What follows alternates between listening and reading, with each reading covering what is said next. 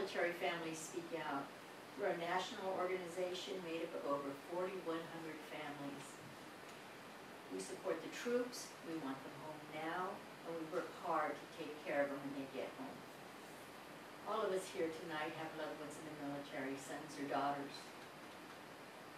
We're here as we prepare to go to the convention to tell you what we've experienced, but also to remind you that the lives of our loved ones are in your hands. We're asking you to listen to our stories and hear what we have to say. After all, we are the ones that have the most at stake in this war. My name is Rosanna. My son is served in the Army Infantry. He served 15 months in Iraq and is waiting his second deployment. I ask you to think back at a time when your child called you and said they were in an accident or a similar incident. How did you feel? The fear that you felt and the effect it had on them. I ask you to imagine your child calling you and telling you that they just came back from a mission whereby they had to pick up 4 of their buddies' body parts. This is the agony that we go through on a daily basis. I thought I would stop worrying about my child when he returned, that the dreaded knock on the door would be no more. But now I worry about him taking his own life. According to Army statistics, 5 soldiers attempt suicide while in Iraq on a daily basis. What type of hell are they going through? I'm going to the convention to tell people to get them out of that hell and bring them home now. Hi, my name is Kimberly. I'm a Blue Star mother. My son is a recent Iraq veteran, stationed at Fort Campbell recently. Also, he was a petroleum supply specialist.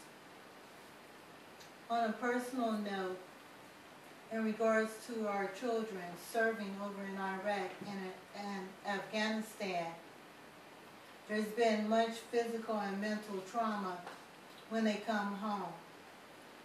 Housing, VA benefits, they're slowly processed. While my son was serving in Iraq, he was left 11 days, him and another soldier, in the desert, stranded. Shouldn't we take care of our own as Americans? For 5.5 years, my family's been in hell. From 2003 to 2006, our only child spent over 25 months in combat. There were no USO shows, there were no politicians coming to ask their opinion of the war because it was too dangerous where they were at. In January of 2007, our son came home, and we were told how lucky we are that he's alive and in one piece. Since that time, he's spent time in speech therapy, having brain scans, having counseling, and several surgeries. Because my son suffers from the injuries called the silent injuries of war. He has traumatic brain injury, post-traumatic stress disorder, nerve damage in both his arms, detached retina, and back and neck injuries. The politicians keep telling us that the surge is working, that their numbers are getting lower. Well, my son is not a number. My son has dreams, he has goals. And I want the politicians to quit playing with our children's lives and bring them home now and take care of them when they get here.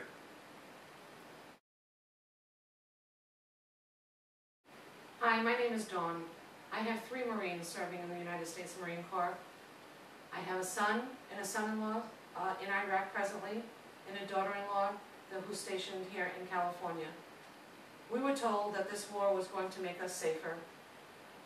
This war is not making us safer. The occupation is making us less secure.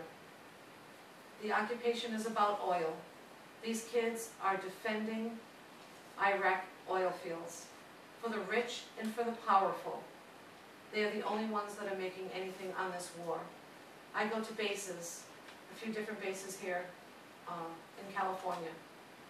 Our kids are paying the same price for gasoline that we pay at any local gas station. The least that the oil companies could do with their record $30+ billion in record profits is to give these kids a break in their gas prices. The amount of money that we are spending excuse me, is between $10 and $12 billion a month.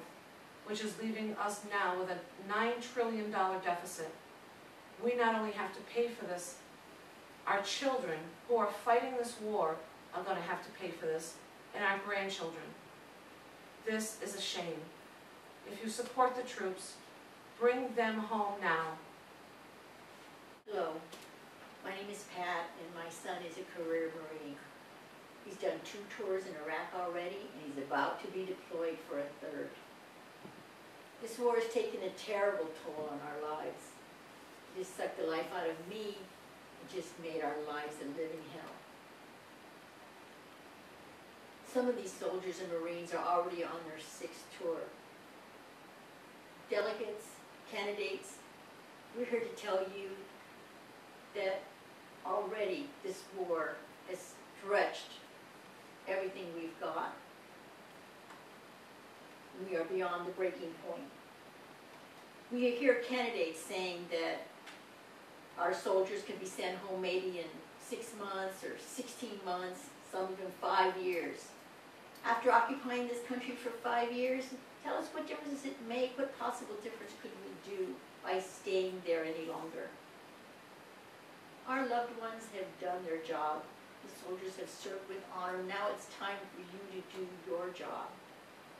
Bring our troops home now. You've heard a few things of what happens to our family and our loved ones, about PTSD, about the hidden cost of this occupation. The Iraqis are going through the same things.